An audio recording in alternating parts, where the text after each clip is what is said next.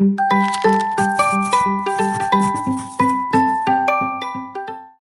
Everyone. आज हम inorganic molecules की, इनऑर्गेनिक आयंस के हाइब्रिडाइजेशन को निकालने की एक सुपर ट्रिक सीखने वाले हैं। ठीक है, क्या सीखने वाले? ट्रिक सीखने वाले हैं for hybridization. Inorganic molecules ions जैसे PCl5, PCl4+, SF4, I3-, so on and so on. कोई भी मॉलिक्यूल आज के बाद आपके पास आ जाए, कोई भी आयन, तो इस ट्रिक को लगा के बेटा आप उसकी हाइब्रिडाइजेशन चुटकियों में निकाल पाओगे। आंसर की मेरी गारंटी है कि आंसर कभी रॉन्ग नहीं होगा। ठीक है, this is a super trick. So इसका नाम है quotient remainder trick. Quotient and remainder, आप डिवीजन करना जानते हैं, आपको पता है जब हम डिवीजन करते हैं उसमें कोशेंट और एक रिमाइंडर वैल्यू आती है, बस उसी को यूज कर हम हाइब्रिडाइजेशन जो है चुटकियों में निकालेंगे। तो आओ समझते हैं। सबसे पहले स्टार्ट करने से पहले मैंने यहाँ पर आप देख रहे हो कुछ लिखा है, और लिखा है लर्न, क्योंकि इसको आपको बाय हार्ट लर्न करना है। बहुत इजी है, मैं लर्न करना भी सिखाती हूँ, इसको आपको लर्न करना है। मैंने देखो क्या लिखी है, SN। SN से मेरा मतलब है स्टेरिक नंबर। क्या होता है SN? बेटा जो SN होता है वो होता है स्टेरिक नंबर। सो बेसिकली एक नंबर है, एक वैल्यू है, उसका नाम है स्टेरिक नंबर। ये हमें बताने वाला है किसी भी स्पीशीज की हाइब्रिडाइजेशन। ठीक है, सो स्टेरिक नंबर वर्सेस उसकी हाइब्रिडाइजेशन का मैंने एक चार्ट दिया आपको, ये बेटा आपको लर्न करना है। जैसे अगर स्टेरिक नंबर 2, 3, 4, 5, 6, 7 सो ऑन है, तो हाइब्रिडाइजेशन कॉरेस्पॉन्डिंगली क्या होने वाली है उस स्पीशीज की? हाइब्रिडाइजेशन होने वाली है, जैसे स्टेरिक नंबर 2 के लिए बेटा आप देखो SP, स्टेरिक नंबर 3 के लिए आप देखो SP2, ठीक है, स्टेरिक नंबर 4 के लिए SP3। तो आप एक ट्रेंड देखोगे, क्या आपको पता है S की एक ऑर्बिटल होती है, P की 3 ऑर्बिटल्स होती हैं, D की 5 होती है। ठीक है, सो पहले क्या है, सिर्फ एक S और एक P ऑर्बिटल्स, 2 ऑर्बिटल्स, क्योंकि स्टेरिक नंबर कितना है 2, स्टेरिक नंबर जब 3 है तो टोटल अपने पास 3 ऑर्बिटल्स वाली हाइब्रिडाइजेशन आएगी, जो कि ये है SP2। देखो एक S और 2 P की ऑर्बिटल्स, टोटल 3 ऑर्बिटल्स आएंगी फॉर स्टेरिक नंबर 3। फिर स्टेरिक नंबर 4 पे आप देखते हो SP4, एक S की और 3 P की ऑर्बिटल्स, यानी SP3 hybridisation for steric number 4। ऐसे ही बस आपको एक बार देखो, तीनों की ऑर्बिटल्स कंप्लीट हो गई, फिर डी स्टार्ट हो जाएगी। डी की पहले एक बार एक लेंगे, फिर D2 ले लेंगे, फिर D3 ले लेंगे। तो ये आप एज इट इज याद रख लेना। ठीक है, ये आपकी बेटा हाइब्रिडाइजेशन की नेम्स होते हैं। ठीक है, SP, SP2, SP3, यही हमने फाइंड करने हैं। तो हमें ये समझ आ गया अभी तक कि हम हाइब्रिडाइजेशन तक पहुंचेंगे, बट उसके लिए मेरा हीरो कौन है? Steric number. मुझे इस तक पहुंचना है, वो मैं आपको ट्रिक सिखाने वाली। देखो, इसको समझने के लिए सबसे पहले मैंने यहां लिया, देखो SF4, ये वाला एग्जांपल, ये जो मॉलिक्यूल है SF4 कॉमन एग्जांपल है इनऑर्गेनिक का। मैंने देखो बेटा यहाँ पर इसका ना स्ट्रक्चर ड्रॉ किया है। देखो सल्फर है सेंटर में, आपका सेंट्रल एटम, और उसके अराउंड सराउंडिंग एटम्स है आपके 4 फ्लोरीन्स। ठीक है, देखो यहाँ पर 1, 2, 3, 4 फ्लोरीन्स जो उसके साथ कोवेलेंट बॉन्ड बना रखे हैं। और सल्फर पे ये बेटा ये जो है एक lone pair of electrons present है। अब एक बात ध्यान से समझो, होप सो आपको पता होगी, क्या जो कोवेलेंट बॉन्ड होता है, जैसे ये कोवेलेंट बॉन्ड है, कोवेलेंट बॉन्ड के अंदर एक इलेक्ट्रॉन पेयर होता है, उस इलेक्ट्रॉन पेयर को हम बॉन्ड पेयर बोलते हैं। क्या बोलते हैं? बॉन्ड पेयर बोलते हैं। ठीक है, मैं इसको यहाँ पे नाम दे रही हूँ, मैं इसको नाम दे रही हूँ B, कैपिटल B। ये मेरा है बॉन्ड पेयर। कौन सा बॉन्ड पेयर? जो सिंगल कोवेलेंट बॉन्ड है ना, सिग्मा कोवेलेंट बॉन्ड है, जो भी ये सारे सिग्मा कोवेलेंट बॉन्ड है, सारे सिंगल कोवेलेंट बॉन्ड्स हैं, उनके लिए जो इलेक्ट्रॉन पेयर है उसका नाम है अपना कैपिटल B। और ये बेटा क्या होता है? वो इलेक्ट्रॉन पेयर जो एटम पे एज इट इज पड़ा है, जिसने बॉन्ड नहीं बनाया, वो क्या होता है? Lone pair. So lone pair को मैं यहाँ पे बेसिकली क्या लिखता है कि लोन पेयर है, जो आपको पता है। मैं इसको नाम दे रही हूँ, मैं इसको नाम दे रही हूँ L। तो मैंने 2 नाम दिए, एक B दे दिया, एक L नाम दे दिया। सो जो मेरे सिग्मा बॉन्ड पेयर्स हैं, क्या है? यही मैं लिख देती हूँ सिग्मा। जो मेरे सिग्मा बॉन्ड पेयर्स हैं उनको मैं B बोल रही हूँ, जो मेरे लोन पेयर्स हैं उनको मैं L बोल रही हूँ। क्लियर है? ठीक है, यहां तक क्लियर है? अब मैं इनकी बात क्यों कर रही हूँ, मैम क्यों बात कर रही हूँ इसकी? क्योंकि बेटा ये नहीं है जो मेरा स्टेरिक नंबर SN, जो मेरा हाइब्रिडाइजेशन का हीरो है, ये इन्हीं से आना है। अब ध्यान से देखो, जो SN है ना किसी भी स्पीशीज का, वो कैसे आता है? बी प्लस एल करके, Sn is equal to B plus L, ये आपको ध्यान रखना है, ठीक है। Sn is equal to B plus L, मतलब अब इन शॉर्ट अभी तक की स्टोरी क्या है? अभी तक की स्टोरी ये है कि अगर मुझे किसी स्पीशी की हाइब्रिडाइजेशन चाहिए तो मुझे उसके Sn तक पहुंचना है। Sn तक पहुंचने के लिए मुझे दिख रहा है मुझे B और L की वैल्यू चाहिए, और उसी B और L की वैल्यू के लिए मेरे पास है कोशेंट रिमाइंडर ट्रिक, ठीक है, जो मैंने आपको भी सिखाया। अब देखो, पहले यहां तक की कहानी में आप ये देख पा रहे हो कि जो SF4 मॉलिक्यूल, अगर मेरे को उसका स्ट्रक्चर पता है तो मुझे पता है कि उसके अंदर 1 2 3 4 सिग्मा बॉन्ड पेयर्स हैं, यानी कि उसके बी की वैल्यू जो है वो 4 है, ओके। और जो लोन पेयर है उसकी एल की वैल्यू क्या 1 है, सो एल की वैल्यू 1 है, ठीक है। तो किसी भी ऐसी इनऑर्गेनिक जो स्पीशीज होती है ना उसको आप ABL ABL टाइप में रिप्रेजेंट कर सकते हो। जैसे ये जो SF4 का मॉलिक्यूल है ना, मैं बोल सकती हूँ कि ये एक AB4L1 टाइप का मॉलिक्यूल है, AB4L1 टाइप का मॉलिक्यूल है। अब इसका क्या मतलब है? इसका मतलब है इसके पास 4 सिग्मा बॉन्ड पेयर्स हैं और एक लोन पेयर, और ए कौन है मैम? ए जो है बेटा वो आपका सेंट्रल एटम है। ए कौन है बेटा? आपका सेंट्रल एटम है। मतलब कि जो सेंट्रल एटम है वो ए है और उसके अराउंड जो सिग्मा बॉन्ड पेयर्स हैं वो आपके बी हैं और लोन पेयर एल है। So it is an AB4L1 type of molecule. और इससे ही आप बोल सकते हो कि मेरे को ए और बी की वैल्यू, एल और बी की वैल्यू पता है, सो स्टेरिक नंबर इज बेटा equal to B plus L, तो आप कह सकते हो it is 4 + 1 is equal to 5। मतलब SF4 के लिए स्टेरिक नंबर 5 है, तो मैं चार्ट पे जाऊंगी, स्टेरिक नंबर 5 के अगेंस्ट क्या हाइब्रिडाइजेशन आ रही है? sp3d। So sp3d is the hybridization for SF4 molecule. ये है, ठीक है, मीनिंग BL और SN का। तो मतलब स्टेरिक नंबर निकालो, हाइब्रिडाइजेशन बताओ, स्टेरिक नंबर निकालते जाओ, हाइब्रिडाइजेशन बताते जाओ, कोई भी मॉलिक्यूल आयन आ जाए आपके पास इनऑर्गेनिक, ओके। अब मैं आपको सिखाती हूँ ट्रिक है क्या, ठीक है जी।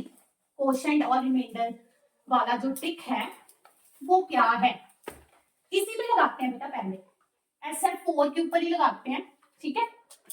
सो आप ये देखो, मेरे पास अगर दिया है SF4, इस पे मैं लगाने वाली हूँ ट्रिक। तो ट्रिक के लिए बेटा आपको ये याद रखना है कि जो ट्रिक है ना वो बेसिकली हमें क्या करना है, हमें करना है TVE डिवाइडेड बाय 8, ये फाइंड करना है मेरे को।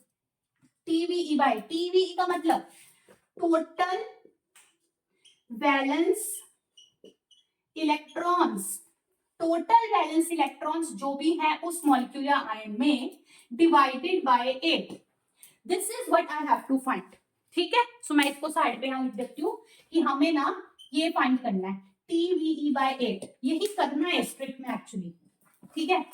तो SF4 के लिए क्या होएगा ये चीज, देखो टोटल वैलेंस इलेक्ट्रॉन्स मतलब जैसे SF4 में एक सल्फर और 4 फ्लोरीन है, ठीक है। सल्फर में बताओ कितने वैलेंस इलेक्ट्रॉन्स होते हैं? 6, तो मैं लिख दूंगी 6 प्लस, फ्लोरीन में कितने वैलेंस इलेक्ट्रॉन्स होते हैं? 7, तो मैं लिख दूंगी 7, 4 फ्लोरीन है तो 7 × 4 डिवाइडेड बाय 8, ठीक है।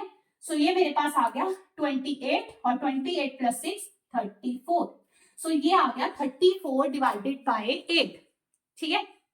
यही यही अब आपको डिवीजन करनी है, क्या है ये 34 डिवाइड बाय, डिवाइड है ना, तो सिंपल सी आपको एक डिवीजन करनी है, मतलब आपको 34 को क्या करना है, 34 को 8 से डिवाइड करना है। अब बताओ कैसे करते हो डिवाइड? 34 8 के टेबल में कब आता है? 4 8 4 जा करते हैं तो 32 आता है, ठीक है। फिर इसको डिवाइड करोगे, माइनस करोगे तो कितना आ जाएगा, बचेगा 34 में 32 2, ठीक है। सो ये जो बेटा पता है ना इतना आपको मैथ्स में सिंपल, कि ये जो होता है ये आपका कोशेंट होता है और ये जो होता है ये आपका रिमाइंडर होता है, ठीक है, डिवीजन में, है ना। सो यही मेरे काम की वैल्यूज है, मैंने बोला आपको ये मेरा कोशेंट रिमाइंडर ट्रिक होने वाला है, ठीक है। सो यही मेरे काम की वैल्यूज है। जो कोशेंट है अब क्या है इसको ध्यान से सुनना, ठीक है, ये भी आपका मेन है। जो आपका बेटा डिवीजन के बाद क्वेश्चन आपने टीवीई बाय 8 करना है, जो आपका क्वेश्चन आएगा ना, जो आपका क्वेश्चन आएगा वही आपकी बी की वैल्यू है। भूल तो नहीं गए, वही बी जो मैंने स्टार्ट में बताया, बी और एल है ना। तो ये आपकी बी की वैल्यू है।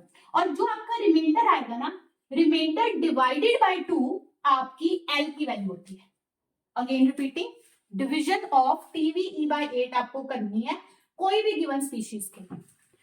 टीवीई बाय 8 डिवीजन करने के बाद जो आपका क्वोशंट होता है वो बी होता है, जो रिमाइंडर होता है, रिमाइंडर डिवाइडेड बाय 2 जो होता है वो आपका एल होता है। ठीक है, तो अब देखो SF4 के लिए बी कितना आ रहा है बच्चे, B4 आ रहा है।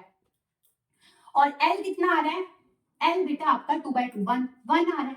सो स्टेरिक नंबर कितना आ रहा है, 4 + 1, क्योंकि बी प्लस एल होता है। सो वो आ रहा है बेटा 5। अब बताओ 5 स्टेरिक नंबर के अगेंस्ट हाइब्रिडाइजेशन क्या है, sp3d। सो वही SF4 जिसका मैंने आपको पहले स्ट्रक्चर के थ्रू समझाया था कि उसका स्टेरिक नंबर क्या है और हाइब्रिडाइजेशन क्या है, अब हमने उस पर ट्रिक लगा के देखा, आंसर करेक्ट आया। यस, ऐसे ही सबका आएगा। ठीक है, तो मैं अब आपको और एग्जांपल्स लेके बताती हूँ। देखो अब मैं ना आपको इसमें देखो केसेस करवाने वाली हूँ। SF4 जो है, SF4 बेटा आपका न्यूट्रल मॉलिक्यूल था, SF4 कोई चार्ज नहीं था ना उस पे।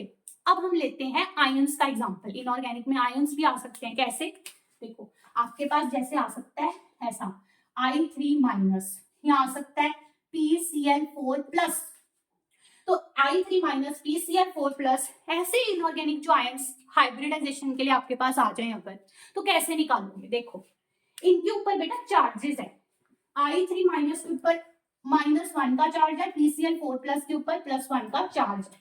आप मुझे अब एक सिंपल सी बात बताओ, अगर कोई कैटायन है, पॉजिटिव चार्ज है किसी स्पीशीज पे, पॉजिटिव चार्ज कब आता है, जब इलेक्ट्रॉन लूज करता है, इलेक्ट्रॉन निकल जाते हैं तब पॉजिटिव चार्ज आता है। और नेगेटिव चार्ज कब आता है, जब इलेक्ट्रॉन गेन किए जाते हैं, इलेक्ट्रॉन ऐड किए जाते हैं किसी चीज के अंदर, किसी स्पीशीज में, तो उस पर नेगेटिव चार्ज आता है। तो फिर खुद सोचो क्या करोगे TVE/8 निकालने के लिए। देखो हमने क्या करना है, TVE/8 फाइंड करना है। ये है टोटल वैलेंस इलेक्ट्रॉन काउंट उस स्पीशीज का। तो अगर कोई एनायन आता है जैसे I3-, तो एनायन के केस में आप उसके टोटल वैलेंस इलेक्ट्रॉन काउंट में जितना नेगेटिव चार्ज है उतने वैल्यू ऐड कर दोगे, भाई उतने इलेक्ट्रॉन्स मैंने ऐड करने हैं। और कैटायन के लिए उतने ही इलेक्ट्रॉन्स आप सब्ट्रैक्ट कर दोगे TVE में से। कैसे, देखो जैसे आप ये देखो I3-, 3 आयोडीन है बेटे, बताओ एक आयोडीन के वैलेंस इलेक्ट्रॉन कितने होते हैं, 7 होते हैं, क्योंकि हेलोजन है। मल्टीप्लाई बाय 3 आयोडीन है, सो 7 × 3 इतना किया आपने। उसके बाद इस पे नेगेटिव चार्ज है, मतलब इलेक्ट्रॉन ऐड हुआ है, इस पे गेन हुआ है। कितना नेगेटिव चार्ज है, 1-, तो हम यहाँ पे एक इलेक्ट्रॉन ऐड कर देंगे, एक इलेक्ट्रॉन को ऐड कर देंगे TVE में, और फिर डिवाइडेड बाय 8 कितना आ रहा है इसका, 7 × 3 = 21 +1 22, सो ये बेटा आ रहा है 22/8 I3- के लिए। मतलब मुझे अब I3- पे ये ट्रिक लगाना है ना, मुझे सिंपली ये डिवीजन करनी है, सिंपली ये डिवीजन करनी है, 22 को 8 से डिवाइड करना है। तो चलो डिवाइड करते हैं। देखो मैं यहाँ पे कर रही हूँ 22 को 8 से डिवाइड। देखो 22 और मैंने लिया 8। अब बताओ 22 8 के टेबल में कब आएगा, 8 2 = 16 करेंगे, ठीक है, 8 2 = 16 करेंगे, तो यहाँ पर 22 में से 16 जब जाएंगे तो मेरे पास 6 बच जाएंगे, है ना। सो मैंने क्या बताया, ये मेरा क्वेश्चन है, ये मेरा रिमाइंडर है, क्लियर है ना, डिवीजन है। मैंने क्या बताया था आपको, जो क्वेश्चन होता है वो आपकी बी की वैल्यू होती है। सो यहाँ पर बी जो है वो आपका 2 है, और जो रिमाइंडर डिवाइडेड बाय 2 होता है, जैसे 6 / 2, 6/2 = 3, ये आपकी एल की वैल्यू होती है। सो एल यहाँ पर 3 है, ठीक है। सो I3- के लिए B2 है, L3, मतलब इसमें सिग्मा बॉन्ड पेयर कितने हैं, 2, और लोन पेयर कितने हैं, 3। सो मेरे पास I3- का स्टेरिक नंबर B + L क्या आ रहा है, जल्दी से सोचो, 2 + 3 5, मतलब I3 माइनस का स्टेरिक नंबर 5 है, यानी कि ये वाला, तो उसकी हाइब्रिडाइजेशन भी पहले केस के जैसे sp3 भी होने वाली है, ठीक है। बस ऐसे ही करना है, ठीक है। होप आपको समझ आया होगा। PCl4 का करते हैं अब, ठीक है, क्योंकि ये आपका कैटायन का केस है। इसमें क्या करेंगे बच्चे, क्योंकि ये कैटायन है तो इसका जब हम TVE ढूंढेंगे तो हम इलेक्ट्रॉन्स में से एक इलेक्ट्रॉन सब्ट्रैक्ट कर देंगे, क्योंकि इस पे 1 पॉजिटिव चार्ज, ऐसे मान लो किसी पे 2 पॉजिटिव चार्ज होता तो हम 2 इलेक्ट्रॉन सब्ट्रैक्ट कर देते, ठीक है। जितना चार्ज है कैटायन पे उतने इलेक्ट्रॉन आप उसके TVE में से सब्ट्रैक्ट कर देना, ठीक है। तो अगर मैं फाइंड करती हूँ TVE/8 फॉर PCl4+, क्या होगा बताओ। फॉस्फोरस के वैलेंस इलेक्ट्रॉन में होते हैं 5 इलेक्ट्रॉन, लिखो 5, प्लस क्लोरीन के कितने होते हैं, हैलोजन है 7 ही होते हैं इसके भी वैलेंस इलेक्ट्रॉन्स, सो लिखो 7 इनटू कितने क्लोरीन है, 4 क्लोरीन है, सो लिखो 4, ठीक है। अब 1 प्लस का चार्ज करो टीवी में से एक इलेक्ट्रॉन -1 डिवाइडेड बाय 8, कितना आ रहा है बच्चे, देखो ये 4 7 28 और 5 33, उसमें से एक माइनस हुआ तो 32, आपके पास आ रहा है बेटे ये वैल्यू 32/8, मतलब मेरे को बस ये एक सिंपल सी डिवीजन करनी है 32/8 और मेरे पास PCl4+ की करेक्ट हाइब्रिडाइजेशन आ जाएगी। करें फिर 32 को 8 से डिवाइड, चलो ये देखो, अगर आप 32 को 8 से करते हो डिवाइड तो बताओ 32 8 के टेबल में कब आता है। देखो ये जो ट्रिक है ना, ये इसमें जो डिविजन्स करनी है आपको, उसके लिए ना सिर्फ बच्चे 8 का टेबल आना चाहिए, है ना, वो तो आता ही होगा। तो 8 का टेबल आना चाहिए, 8 टेबल में 32 आता है, 4 में आता है, तो 8 4 सा 32, नीचे कितना बचा रिमाइंडर 0। अब फिर से वही बात, हाँ मैम अब तो मैं बताऊंगा, या मैं बताऊंगी कि ये जो क्वेश्चन है, ये क्वेश्चन होती है आपकी बी की वैल्यू, सो आपका बी जो है इस केस में वो 4 है, क्या है 4 है। और जो ये रिमाइंडर होता है, रिमाइंडर डिवाइडेड बाय 2, 0/2 भी 0 ही होता है, तो ये होती है आपकी एल की वैल्यू, तो यहाँ पे एल की वैल्यू जो है वो 0 है। मतलब ये कि मेरा जो PCl4+ है ना, उसके अंदर 4 सिग्मा बॉन्ड पेयर और 0 लोन पेयर है। मैं इसको ऐसे भी लिख सकती हूँ, जैसे हमने SF4 को भी लिखा था ना ABL की टर्म्स में, वैसे मैं इसको ऐसे भी लिख सकती हूँ कि ये एक AB4L0 टाइप का स्पीशीज है। PCl4 जो है वो एक AB4L0 टाइप की स्पीशीज है, मतलब उसमें 4 सिग्मा बॉन्ड पेयर और 0 लोन पेयर है, ठीक है। अब आते हैं वापस अपनी मुद्दे की बात पे, तो वो क्या है, स्टेरिक नंबर कितना आ रहा है, B+L, 4+0 मतलब 4, steric number is 4 for PCl4+, मतलब मैं ये चार्ट पे जाऊंगी, स्टेरिक नंबर 4 के अगेंस्ट हाइब्रिडाइजेशन देखूंगी, वो आ रही है sp3, that means PCl4+ hybridisation sorted sp3, ठीक है। ऐसे ही बेटा हम नेक्स्ट वीडियो में मिलेंगे, उसमें हम ढेर सारे इंपॉर्टेंट एग्जांपल्स लेंगे इनऑर्गेनिक स्पीशीज के, जिन पे हम ये QR question reminder trick apply करेंगे और मेरे साथ आप अप्लाई करोगे और हम उनकी हाइब्रिडाइजेशन फाइंड करेंगे। सिंपल फंडा ये है, SN स्टेरिक नंबर, SN निकालो हाइब्रिडाइजेशन बताओ और क्या करना है, सिंपल सी डिवीजन करनी है, 8 के टेबल आना चाहिए बस। बट ये चीज है कि इस ट्रिक से ना आपका आंसर कभी गलत नहीं आएगा, हमेशा श्योर 100% सही आंसर आएगा, ठीक है। Hope so you understood, thank you very much. और अगर कंटेंट अच्छा लगे तो चैनल को सब्सक्राइब कर सकते हैं।